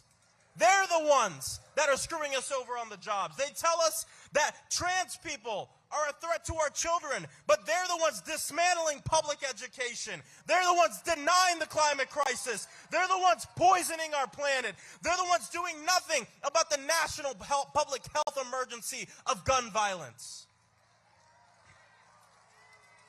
And they want us to believe that they're the patriots of free speech. But they're the ones kidnapping and disappearing college students across this country that are just fighting for peace to ensure that innocent people don't die. The message is simple, and I've been traveling the country. I went to Michigan with my good friend Senator Chris Murphy to a Republican district, and the message is simple. We're in this situation not because of our neighbors. I promise you, your bank account looks a lot more like your trans neighbors or your immigrant neighbors and nothing like Elon Musk's. In fact, we're all closer to being on the streets than having a bank account that looks like his. How do you think he got to where he's at? I have people who come up to him and say, Maxwell, why would they be stealing? Elon Musk is already the richest person in the world. He has enough money. The question is, how do you think he became the richest person in the world? And, you know, Elon doesn't like me. If you told me 5 years ago that the richest man on earth would be tweeting about me, I mean, it goes to show Elon's a great example that money can't buy you happiness, and money can't buy you a Wisconsin Supreme Court seat either.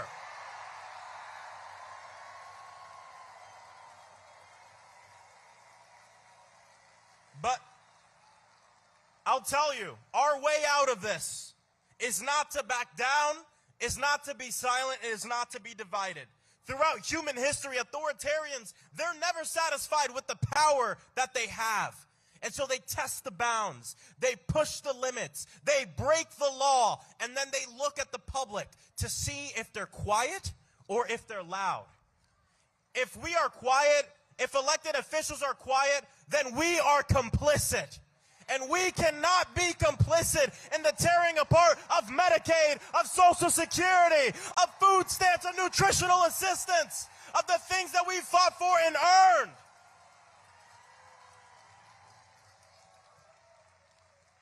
This is why Democrats in the House and across the country, we can't be and we are not the minority party. We must be the opposition in this moment. And then in less than 2 years, we will become the majority. And I'll tell you this, Elon Musk was on the news the other day saying, well, if the Democrats win, it's just going to be subpoenas and investigations. It's the one thing he's right about. You're damn right there's going to be subpoenas. You're damn right there's going to be investigations. Because when you steal from the people, expect the people to rise up at the ballot box and on the streets.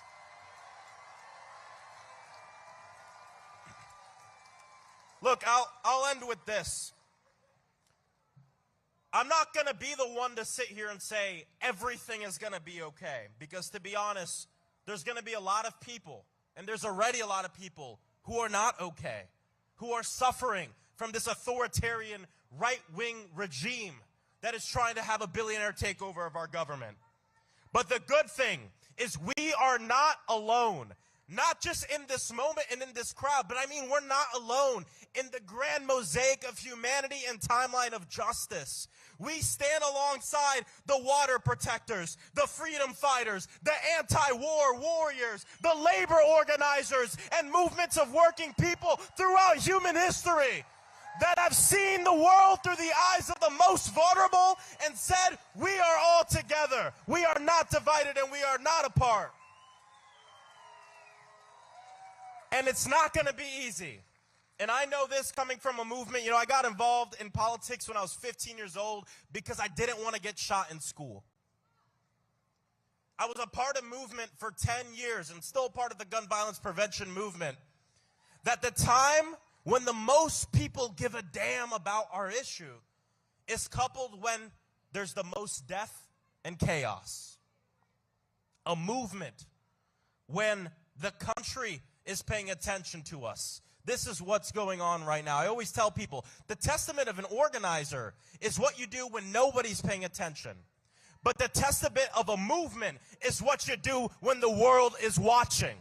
And the world is watching our country right now. There will be times when we feel discouraged. There will be times where we feel disappointed. But when those feelings overcome you, think about this moment. Think about our people. Think about our stories. And think about the people who came before us. And in my mind, I always think about the amazing Angela Davis when she said, I am no longer accepting what I cannot change. I am changing what I cannot accept. So to the people, can you accept cuts to Social Security? Can you accept cuts to Medicare and Medicaid? Can we accept the rise of right-wing authoritarians in this country? Can we accept them banning the books in our libraries?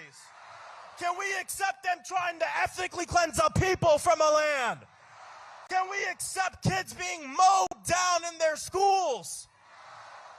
Well, it sounds like we have a lot of damn work to do. God bless you all. Let's continue to fight, and we will win. Thank you.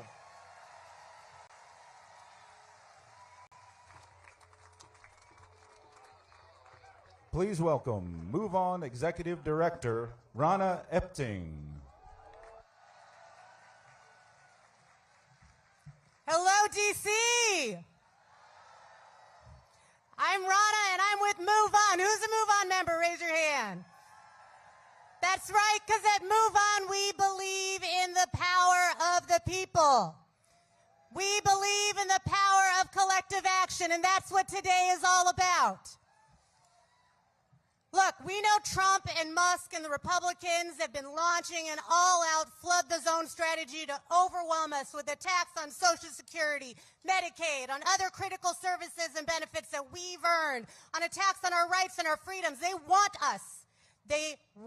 us to feel helpless. They want us to be hopeless. They want us to feel alone in our concerns. Are we alone? Are we helpless? Hell no. Are we hopeless? No, because when we come together, we are powerful, and thank you for being here today. Look, Trump and Musk, they're doing everything to consolidate their power. You know that. They're firing tens of thousands of federal employees. They're threatening to get rid of more. They're trying to eliminate the Department of Education, leaving students, parents, and teachers out in the cold in favor of making their billionaire backers richer and richer. And now they're attempting to silence our neighbors in the workforce all across the country by taking away their voice on the job. Are we going to stand for that? But as we know, the working people united will never be divided, will never be defeated. And you're about to hear from some incredible leaders of unions here today. We'll be joined alongside with working people who've been directly affected at the hands of Trump and Musk. They're not just fighting for their members, they are fighting for all of us, folks. So please give a big, hearty welcome to the stage, AFL-CIO President Liz Shuler, NEA President Becky Pringle, National Nurses United President Kathy Kennedy, NFFE President Randy Irwin, and AFGE President Everick Kelly, along with their members. Yeah! Wow, what a beautiful sight. Thank you so much. I'm Liz Shuler, President of the AFL-CIO, America's unions. And I'm so honored to be here with all of you and with all of our labor activists and leaders here to bring the voice of not just our 63 unions and nearly 15 million workers, but of every working person in this country. So listen, this administration wants us, they want us to think that these cuts are about a bunch of bureaucrats, that these cuts don't matter to workers and families across the country. Well, I'm up here today next to workers who are the human face of what is going on. The people who make our lives better, who serve our communities, and whose lives have been turned upside down by this administration. People like Shanice Mundell, who's standing right here next to me, an Air Force veteran, someone who served this country and then went to work for the federal government, the Office of Personnel Management, a proud AFGE union member. She made sure people got their health care until this administration fired her. Does that make sense to anyone here? Listen, ever since this election, I keep hearing about how divided working people are. But the people I talk to every day, teachers, nurses, construction workers, engineers, sanitation workers, people with every kind of job and every kind of background, what I hear is the exact opposite. We could not be more united in what matters to us. And I see it. I see it. I have not met one person. I've not met one person who says, yes, it makes sense for a CEO to make 268 times what I make while I live paycheck to paycheck. I have not met one person who says, yes, Elon Musk and Jeff Bezos need more tax breaks, and that money should come from my mom's Medicare or Social Security.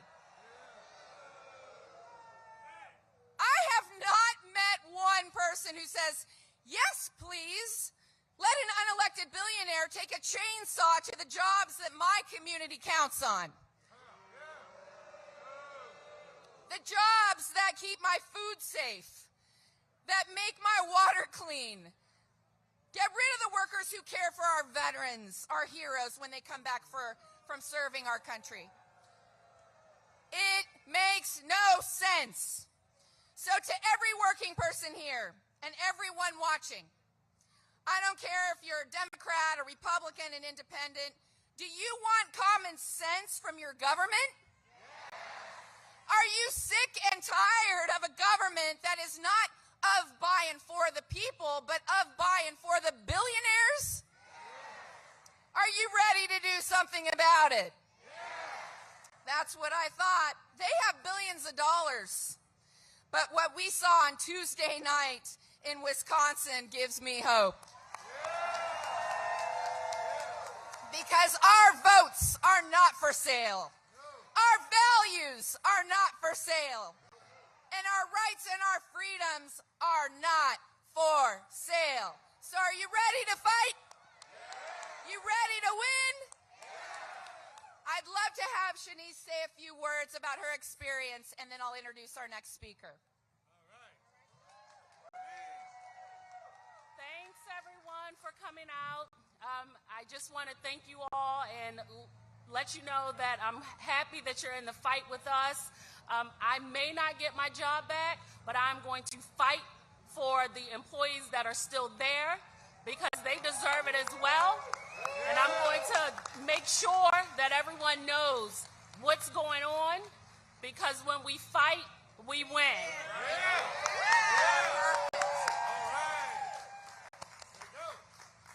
And now it's my joy to introduce an absolute fighter for our nation's kids.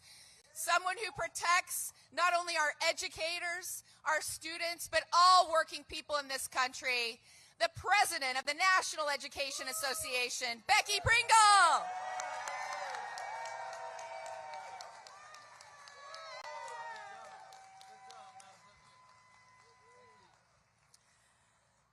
The view from up here is magnificent.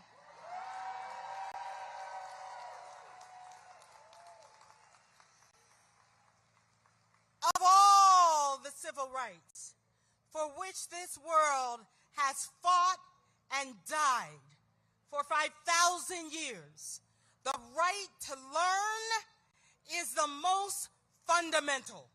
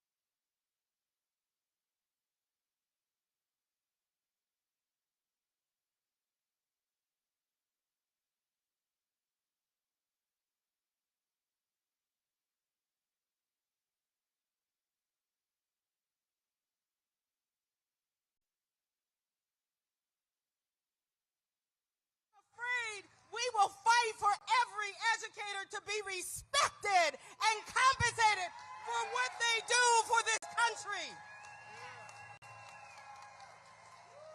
Deliberate and unafraid, we will continue the fight for education justice and economic justice and social justice until this country lives into the promise and the poetry of our Constitution.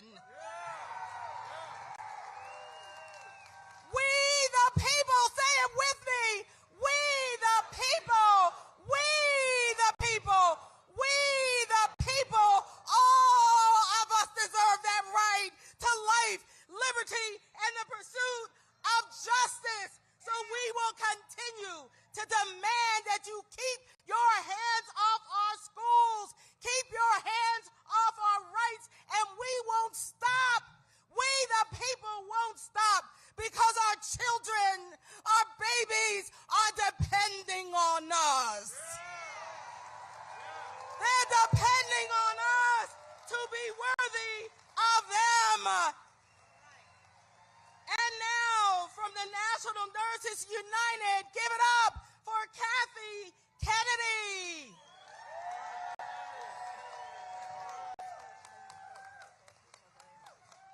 Thank you so much. Well, hello, everybody. My name is Kathy Kennedy, and I'm a registered nurse and president of National Nurses United. And, you know, union nurses have long fought for Medicare for all because we know that health care is a human right. And we know that health is not just about medical treatment, it's also about the world that we live in and the support systems we all rely on. Those include Medicaid, Medicare, Social Security, the Department of Health and Human Services, and the Veterans Affairs Administration. Yes, this current administration wants to weaken and privatize those programs that have helped millions of people stay alive, housed, and cared for. And without these programs, vulnerable seniors, low-income families, people with disabilities, and veterans will suffer. Yes. And while they're attacking the social programs, they're also stripping away protected union rights from federal workers, including our VA nurses, 15,000 of them. No. Yes. They're trying to break our solidarity so that we can't hold them accountable. But guess what? We're not going to let that happen. The current administration wants a society where wealthful and powerful get richer while the rest of us struggle. They say that people should be responsible for themselves while they're handing out billions of tax breaks, subsidies, and bailouts to giant corporations. What do you say? No way. No way. So let's be very clear. Our nation's public programs were created for a reason. During times of struggle like the Great Depression, the World Wars, and Vietnam, when seniors were dying in poverty, veterans were left without care, and millions of Americans lacked the basic services to live. Do we want that? No. Absolutely not. This administration knows, they know very well that these are very popular programs for voters, so they can't get rid of them overnight. So what do? They sneak in the night, and they have a plan to turn these public programs into money-making systems for private corporations. Yeah. How do they justify doing this? First, they have to break the system, right? Slash funding, fire staff, change policy until the program no longer functions properly. And then private corporations swoop in, offering to fix it for profit. Are we going to let that happen? No. Are we here to tell them hands off? We must stand up for a society that values people over profit, right? Our seniors, our communities, our patients, our veterans, we all depend on this. So hands off our public services. Hands off our union rights. Hands off. All right, so I am so happy and so thrilled to see all of you today. And now I would like to turn it over to another president of the National Federation of Federal Employees, President Randy Irwin. Good afternoon, everybody. The energy is incredible. Thank you for coming out. I'm Randy Irwin. I'm the national president of the National Federation of Federal Employees. We represent 110,000 federal workers nationwide. Our members are doing incredible work, caring for our veterans, keeping our military ready, caring for our public lands, and just hundreds of other essential services so important to the American people. I know there's got to be some federal employees here. Thank you, federal employees, for all you do. Thank you.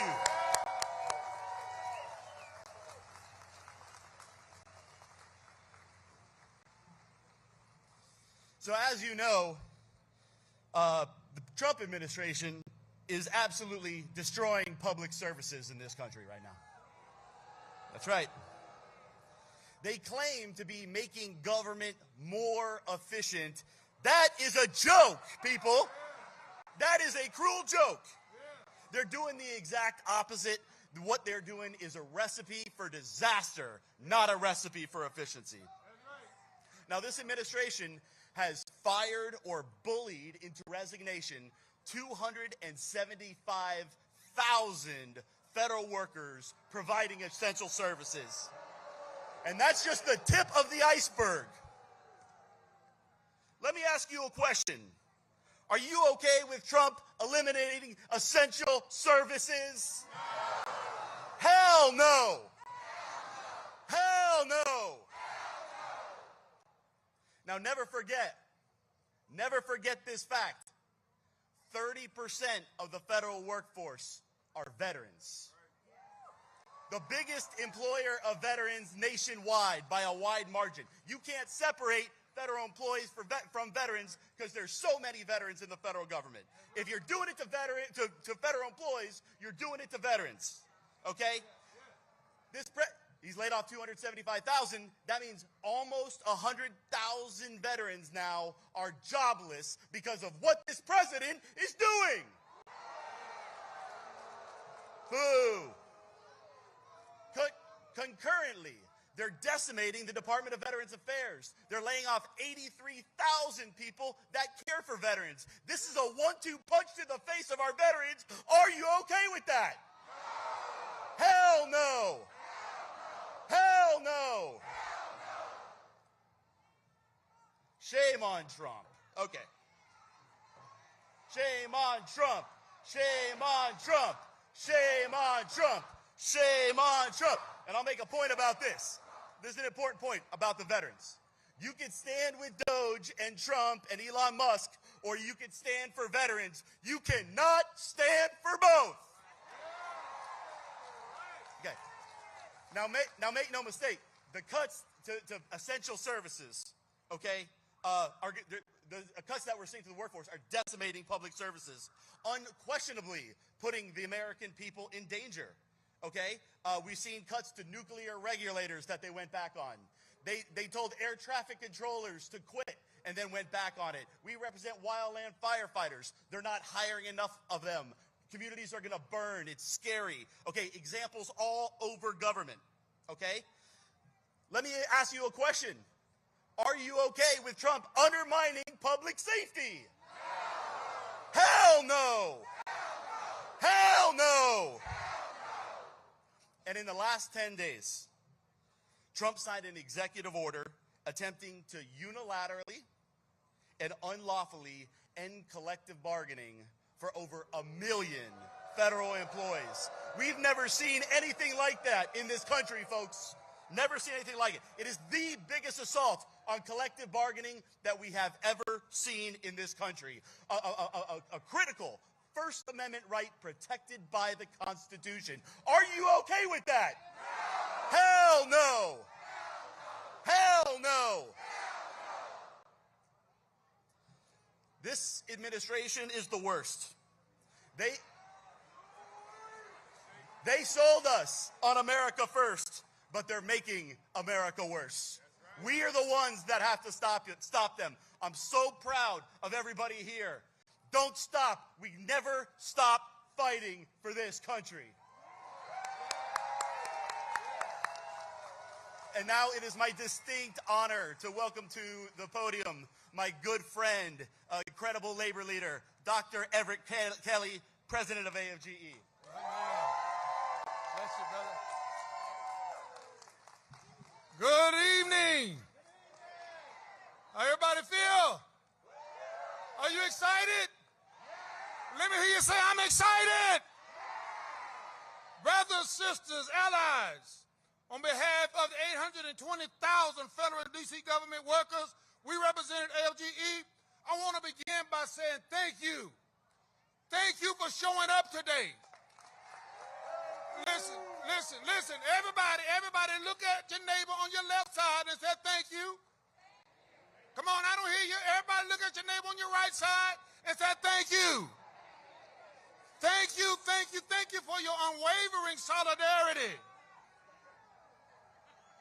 Thank you for supporting the patriotic American civil servants that my union represent. Thank you for standing for the services we provide to the American people, not some days, but every single day. And thank you for showing our members that you have their back. Thank you, thank you, thank you.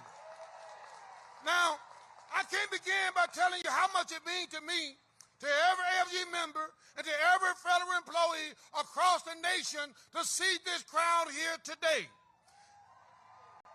I can't begin to tell you how important it is for not just the workers, but for our nation. Because we're not here today just as union members or federal employees. We are here today as defenders of democracy. We are here today as champions of justice. We are here as protectors of our freedom and the American way of life. That's why we're here. And brothers and sisters, let me tell you this, that AFGE is here standing on principles. Say principles. Because today our nation is at a crossroad. In recent days, we witnessed unprecedented attacks on our democracy, on the rule of law, on American veterans, on American workers, on our civil servants, on our government, on our communities, on our union, and on the very freedom guaranteed to us by our Constitution. What do we say? We say no. Now, just last week, the president issued an unprecedented executive order, and the union of over 1 million American workers who serve their country every single day, a third of whom are veterans themselves, and that is an attack on AFGE. But let me tell you something, it's not just an attack on AFGE, but it's an attack on all of us. Because if he is able to deny our members their rights under the law, guess what? He won't stop there. Because you're next. He'll deny your rights. And that's their hope. That's their plan. But they thought it was easy. They thought we were easy targets.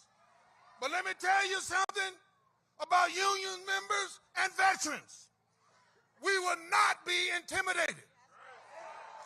I'm a veteran myself. I'm an Army veteran. We will not be silenced. We will not bow down. We'll stand up and say, hands off our union. We'll stand up and say, hands off our contract. We'll stand up and say, hands off our democracy. Hands off our freedom.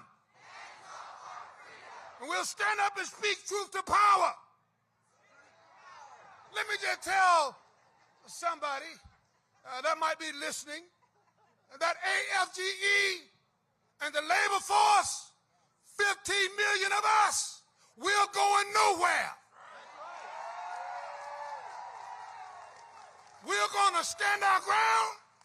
We're not going to stand by and let you dismantle the agencies that protect American workers against greedy billionaires and corporations. Hands off. Let them hear you.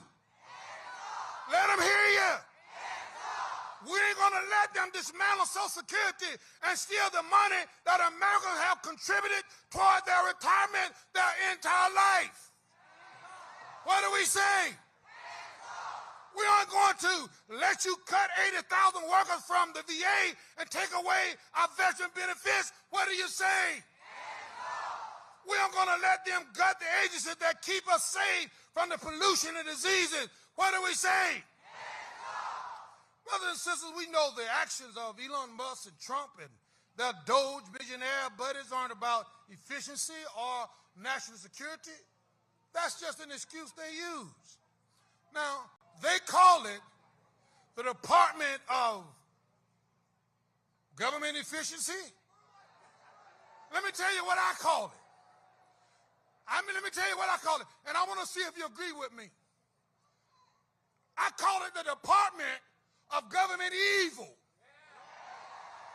Because it's evil to disrupt 9 million lives that are veterans for the power grab. It's just evil. It's evil to destroy the very system that ensures clean water and clean food. It's just plain evil. Now, this is what they want. They want power. Plain and simple. They want it, and they don't want you to have it. Their shock and awe campaign was meant to silence our voice and weaken our resolve and put regular Americans under the boot heels of unelected billionaires, destroying the American experiment in freedom and democracy that's 2.5 centuries old.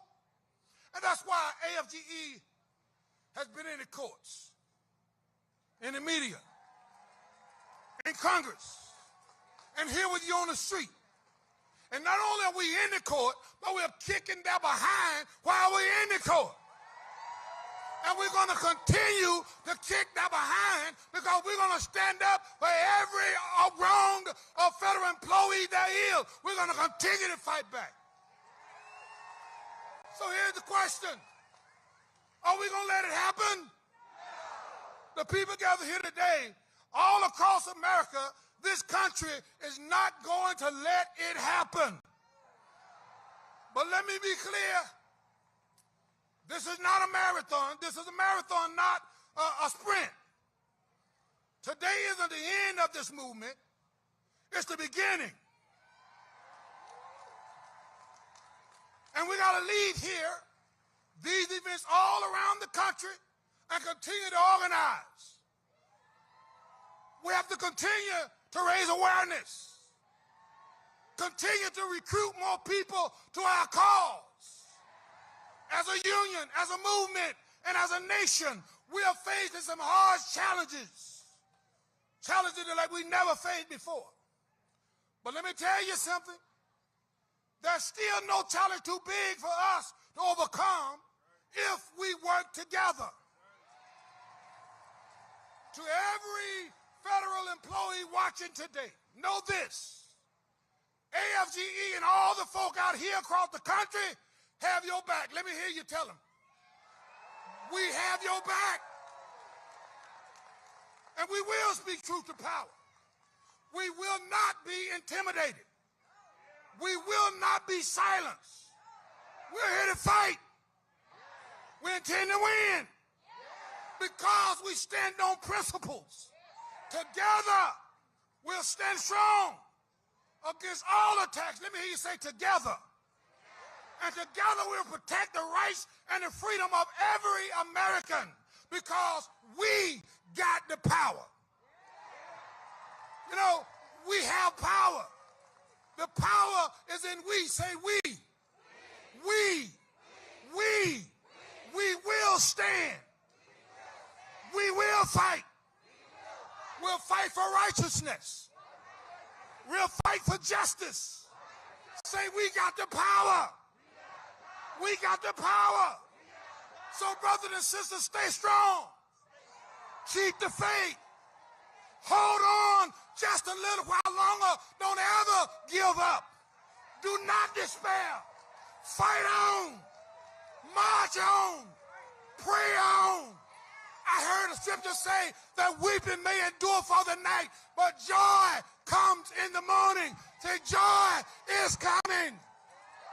Joy is coming. Say joy. Say joy.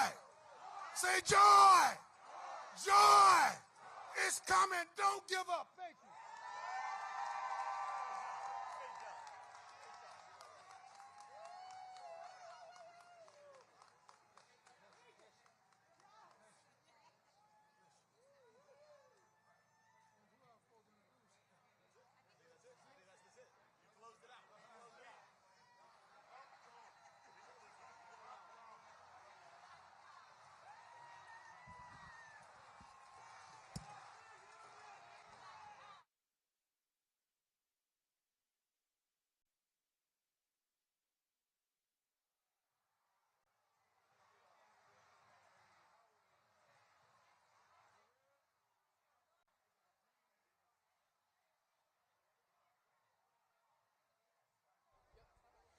Please welcome Executive Director Rachel Carmona.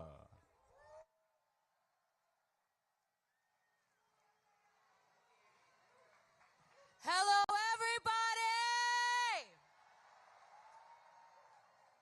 Where I'm standing, you can't even see the end of the signs. Shout out to everyone who came out here today. I'm having short people problems with this microphone. Let me hear you say, hands off, if you have been to a march, a protest, an action, a call this year. Hands off. Hands off. Hands off. I want to say thank you to the Hands Off Coalition, 5051 movement, and all the other partners who have been here throwing down since January and every week. Give them a shout. If you got here on a bus, if you used a bathroom, if you're safe, that is because organizers made it that way. And guess what? We're all organizers now. Shout out.